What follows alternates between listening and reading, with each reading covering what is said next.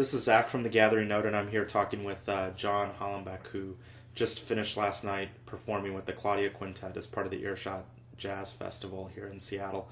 And John, how did the show go yesterday? Oh, it was really great. We played at the Seattle Art Museum in the theater, and with Gary Versace.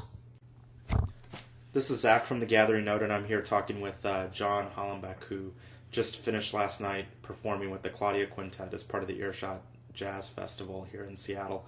And John, how did the show go yesterday?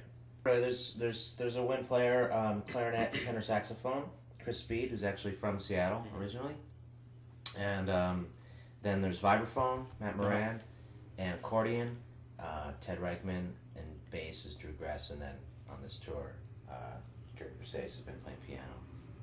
So it's not maybe not your typical jazz quintet. No. It's usually the tag that we get is genre defying, but accessible.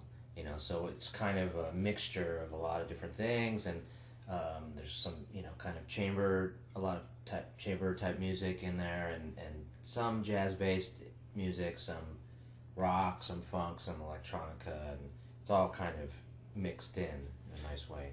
Do you find that helps in booking shows? Like, so you may not necessarily be easily pigeonholed into the jazz world, but yet the Earshot jazz folks wanted you to come back, or you could have at a college campus they might see you more as contemporary classical or ambient, and view you that way.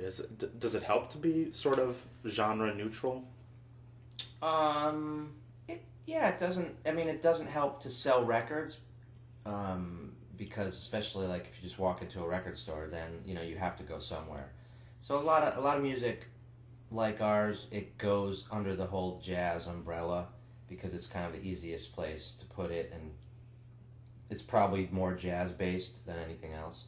But we've never done. The idea when I first started the group was actually to do that. We could do, for instance, a evening of just new music, just kind of chamber music that's not really jazz based at all.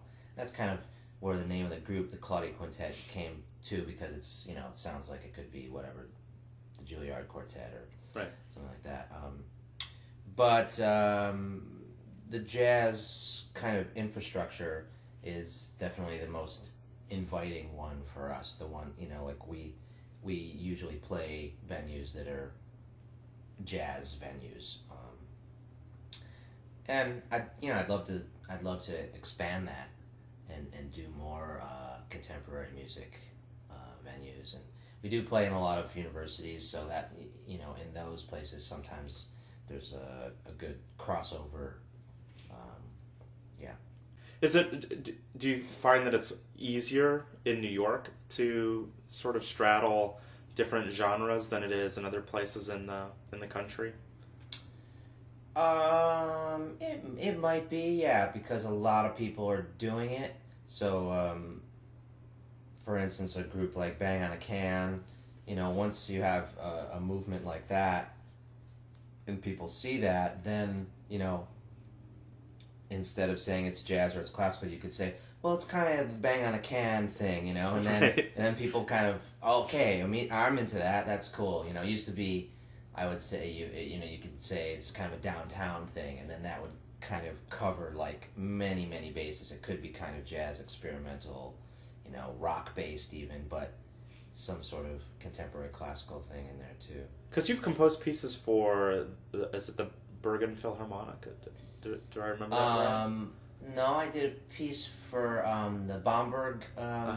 It was a Bamberg chorus with the kind of the winds from. They did a special kind of crossover project, and so there was some kind of jazz-based music, but not too much. And they did some. They did like the Stravinsky Mass and a bunch of pieces like that, and then they commissioned me and a couple other people to write music specifically for the project. I mean, very specifically, like they told me my piece was going to be performed right after the Stravinsky Mass, and they wanted me to.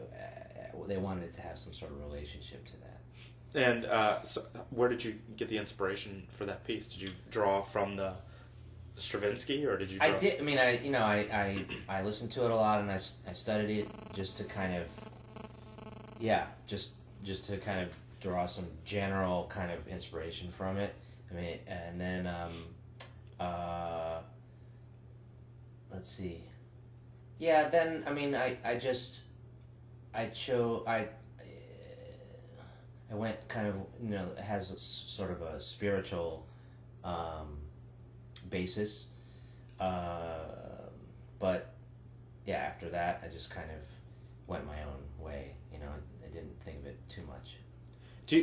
How do you describe your sound or what you're doing to people who might not be familiar with you? Do you consider yourself a jazz composer? Or No. The jazz, the word is not. It's not a word that I'm very comfortable with. The actual meaning of the word and just where it comes from it's not applicable to my music really. But would classical wouldn't be either, right? No, I would usually, I kind of go with the word new music because it's so general, and it's music and it's new, and right. So it's actually telling the truth. Even if you don't know what the term new music means. So I usually say, it's kind of, just kind of new music, and it's. I also, I've heard the word eclectic so many times, but it is kind of eclectic in that it's usually a hybrid of genres or styles kind of put together in a way that's personal to me. Yeah, I don't know if you're familiar with this idea of post-classical composition, but there's at least one person has sort of thrown this idea out as the model for the composer for the 21st century, someone who isn't confined by a particular genre, someone who is both a composer and a performer, or a conductor and a performer, and maybe does something else, and that seems to apply pretty closely to what you're doing. It sounds as though you don't like to see yourself as defined by one genre or one style of music. And right, I enjoy the variety, and I kind of thrive on that. So performing a lot of different kinds of music, and then composing. So that's just a big variety right there. Teaching. So between those three, I don't get bored in one of them very much because I'm kind of going to the other, and they feed off of each other. And then the styles of music also, and that feels, if it's a little bit, it gets it's stressful sometimes because you feel like, well, I'm not really, doing as much composing as I would like to be doing because I'm performing, and so I would say for me, I'm performing a little bit more than composing, but as I get older, I'm trying to go the route of composing. In part 2 of my interview with John Hollenbeck, he talks about the compositional process and who inspires him, what composers today and composers from the past he draws on for inspiration.